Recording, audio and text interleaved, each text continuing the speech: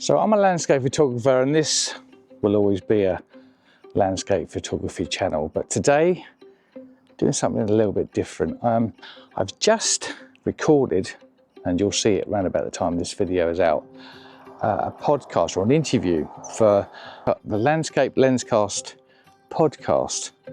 And one of the questions I was asked was, would I like to photograph other genres? Is there anything else I'm interested in? And I talked about portraiture, which, as you may know, is part of my past. But what I didn't mention was actually I've taken over the years quite a few wildlife photographs. It's not something I do a lot of, so I haven't really got the gear, but I love photographing birds. And today I'm going to photograph one of the UK's small falcons, bird of prey. You'll know what it is if you've driven down any of the roads around East Anglia, actually around the UK, because you'll see it hovering with his head like he's on a gimbal, looking for prey. It's called the Kestrel, and I've been invited, well actually, to be fair, I've asked if I could go and photograph some nesting kestrels. There are 4 chicks, the female's feeding, and I've been with the photographer before. I'm not going to tell you who he is, I'm not going to tell you where I am, because all of that is private, unless he says so. But he has a bit of woodland, he builds structures. I've photographed diving kingfishers with him, which I absolutely love doing and I want to do again. I've photographed garden birds, so chaffinches, blue tits, coal tits, etc. I've photographed owls, which I really enjoy doing as well. And today it's going to be the turn of the kestrel. So I'm going to need my long lens, got it in the car. I'm going to need a tripod because I'm in a little pop-up tent. So I'm going to make my way there now. And the next time you see me, I'll be on location. And let's see what these kestrels look like. Enjoy the video.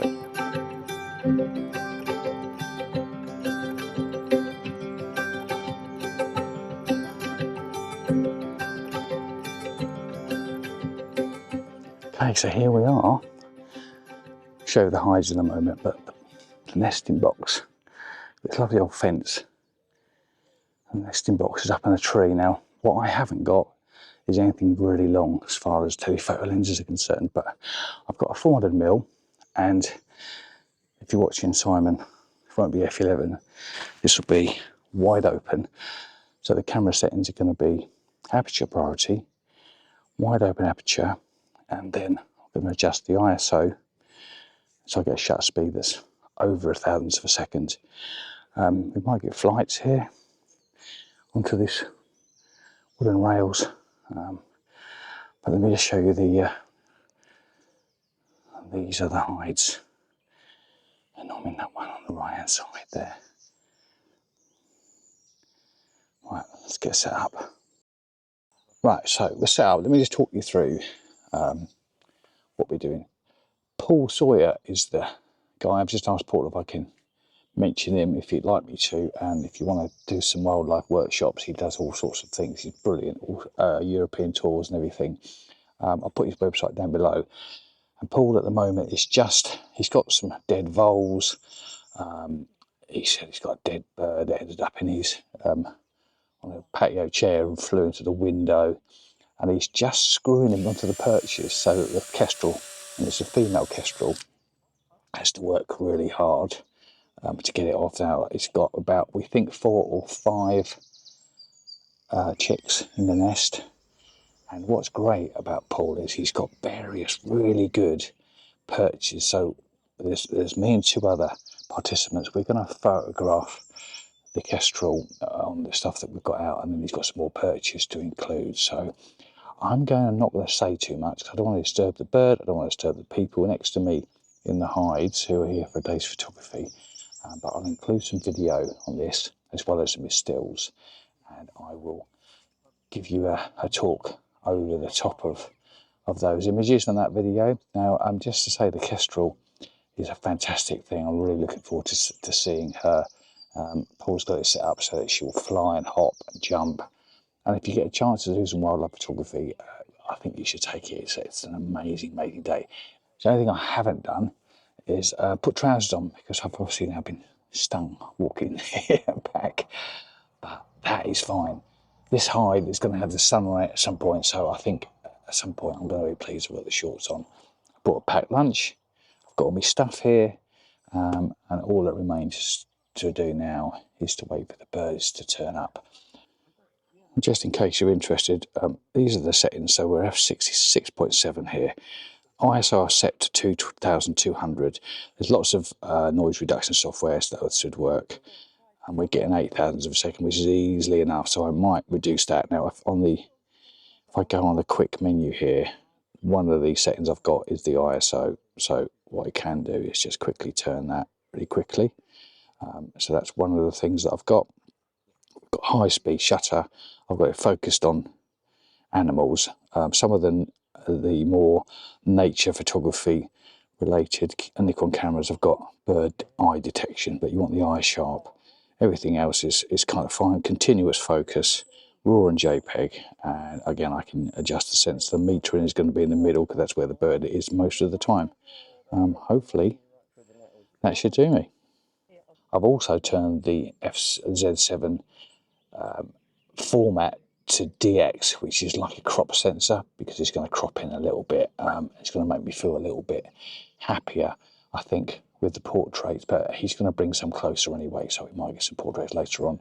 I could, of course, just shoot full frame and crop, which I might end up doing as well. So I'm really looking forward to this. It's going to be a great day. Enjoy the footage, enjoy the video. I'll talk to you at the end.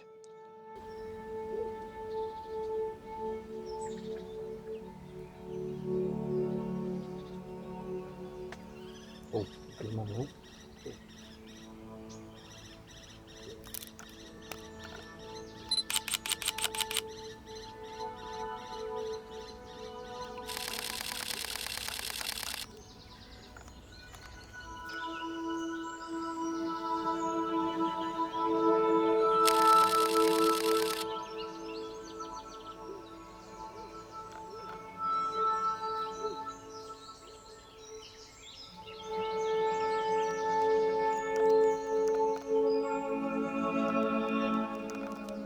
that was a good little session.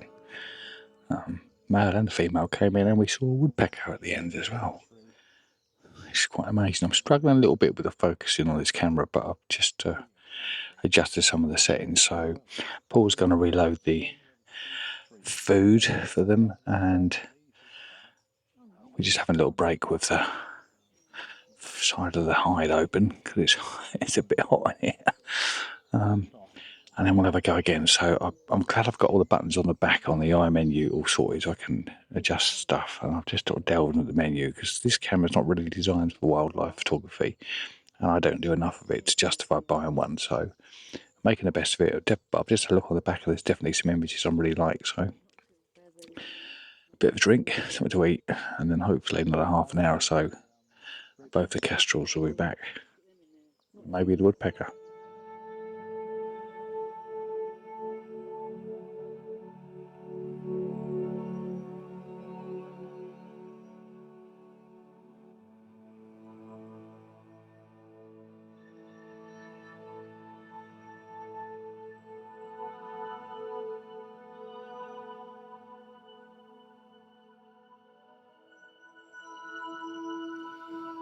Right, so we've had a little move around, just moved about 5 foot closer, pulled some nettles up, had a bit of coke, Paul's reloaded the purchase, and now the process of waiting begins. But worth a wait, definitely. Right, here we go.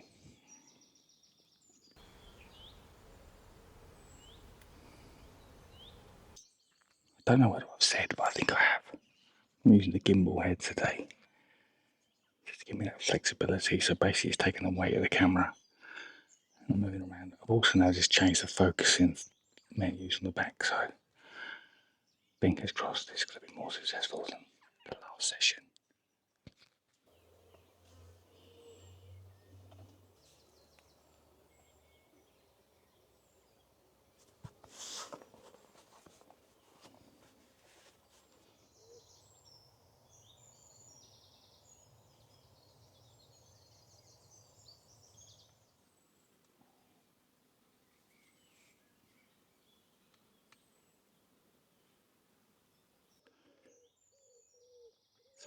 She's in an oak tree up to my right above the nest. So let's be ready.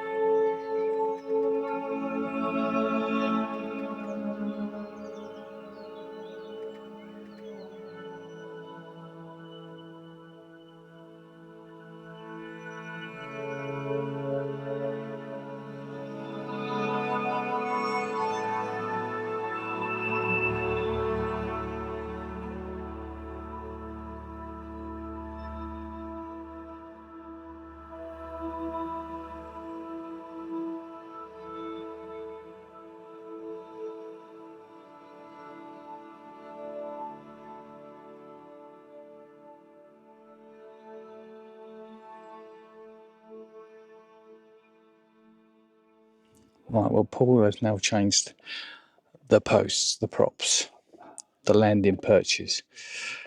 Let me show you what we've got. We have got public footpath sign, which I like. If we go across here, we've got, that looks wonderful. That focused up, there we go. And then a straightforward post, which has got a vole in it, not easy. And then there's another one there, which has been there before, so we've left that up, but he's put some grasses around these bits here. Look, that looks really good. So here we go, back to waiting. About half an hour last time, but absolutely worth it. The only thing I could do with is maybe turn the camera portrait, but you can't do that with a gimbal. And to be honest, I think I'm just going to crop it anyway. But we're now on. We're talking about getting at 4,000 of a second, so that's what I'm going to be looking at, and we'll have to adjust the ISO. Here we go.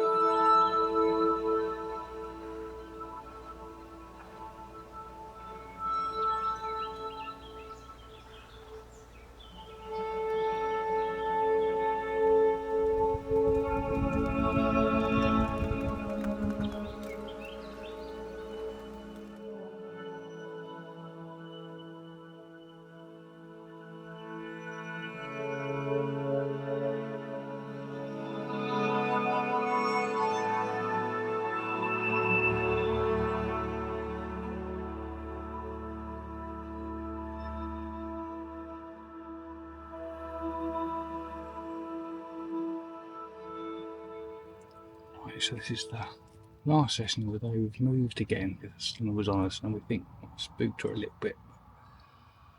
Moved into the shade, still covered in nettle things. Amazing, so hopefully she'll be in a little bit quicker. That last session took a long time for her to come in. I don't know whether she's not hungry or spooked a little, but she came in eventually, took some food, which was wonderful. good old feed. So while she went there, digested that, we've moved over. Still in the sun, so it's still really hot, but really enjoying this. Just by the way, the camera, I've just set it on a third of a stop under. I don't want to overexpose stuff, so there we go. You should do this if you get a chance to do it. Spoke to Paul, got some diving kingfishers coming up in July on the second brood, so you may well see me do that. So here come the images from the day. As ever, thanks for tuning in. Like and subscribe, and back to landscapes next week. Very hot Suffolk. See you next week.